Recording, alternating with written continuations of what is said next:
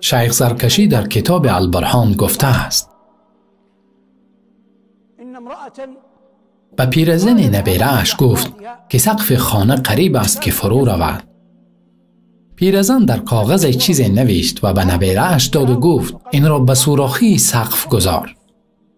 جوان به کاغذ اهمیت نداده آن را به سوراخی سقف گذاشت. سقف بر همان حالتش مدت 20 سال پایدار استاد. جوان میگوید که پیرزن وفات کرد و پس از مرگ او خواستم بدانم که در آن کاغذ چی نوشته است. وقتی کاغذ را از سوراخی گرفتم سقف فرو ریخت، میگوید او. سپس ورق را خواندم که در آن چنین نوشته شده است: یا الله، تو خود فرموده ای ان الله یمسک السماوات والارض ان تزولا. پروردگارا، سقف ما را نیز نگاه دار. الله سقف را 20 سال نگاه داشته است به خاطر یقینی که آن زن به الله داشت.